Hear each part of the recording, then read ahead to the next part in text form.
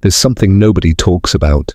The moment a family quietly decides that you're the one, not out loud, nobody sat you down and said it, there was no conversation, no meeting, it just happened. Slowly, and by the time you noticed, you were already carrying it. And the strange part, you didn't even complain, because somewhere along the way, you started to believe it too. If you grew up being the responsible one, the one people called when things fell apart, the one who figured things out while everyone else just waited, this video is going to feel uncomfortably familiar to you. And I need you to stay with me. Because what's happening inside people like you is more psychological than most people realize. So let's start at the beginning. How does one person in a family end up carrying everything? It doesn't happen because you're the strongest. Not really. It happens because you responded. Early on, maybe as a kid, something went wrong in your home. A parent struggling. Money problems. Emotional chaos. And while others froze or looked away, you moved toward it. You tried to fix it.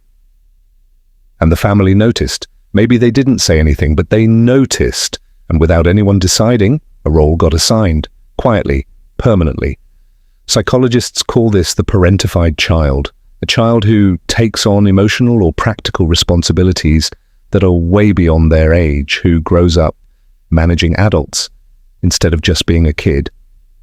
And here's what that does to a person over time. It rewires how you see yourself. When you spend years being the solution to other people's problems, your brain starts to connect your worth with your usefulness. You don't feel valuable just for existing. You feel valuable when you're needed. And that's a heavy thing to carry because it means rest feels like failure. Saying no feels like betrayal. And anytime you're not solving something, there's this quiet guilt sitting in your chest like you're doing something wrong just by being okay. People around you see someone capable, someone dependable. They don't see someone who learned to perform strength because showing weakness was never really safe. Now here's the part that surprises most people. The weight isn't just the responsibilities. That's the obvious part. The real weight is the loneliness, because when you're the one everyone leans on, nobody thinks to check on you. Nobody asks if you're doing okay, because you're always okay. You're the strong one. You're the one with the answers. But that's not a person anymore. That's a function. And deep down, some part of you knows the difference between people loving you and people needing what you do for them. That's a question that sits with you at night, isn't it?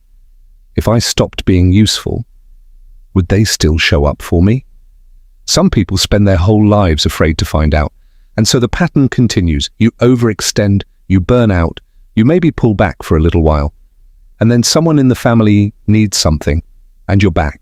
Because walking away completely doesn't feel like an option. It feels like abandonment, even if the people you're carrying never once thought to carry you. There's a psychological term for this cycle, enmeshment, where the boundaries between where you end and where your family begins just don't exist. Your emotions are tied to their emotions. Their crises become your crises. Their stability becomes your responsibility. And the worst part, and I mean this, the worst part is you're often the only one who sees it as a problem. So what do you do with all of this? I'm not going to tell you to cut people off. That's not always the answer. And honestly, it's not always what you even want. But here's what I will say. You are allowed to exist outside of what you provide. That's not selfishness. That's just being a person. The version of you that never asks for help, never admits they're tired, never lets anyone see the cracks. But that version isn't stronger than everyone else. That version is just more scared. And recognizing that, that's actually where things start to shift. If any of this felt personal to you, I want to hear from you. Drop a comment and tell me, were you chosen for this role, or did you choose it yourself? Because I think the answer to that question says a lot about who you are and who you're becoming. Think about it, and I'll see you in the next one.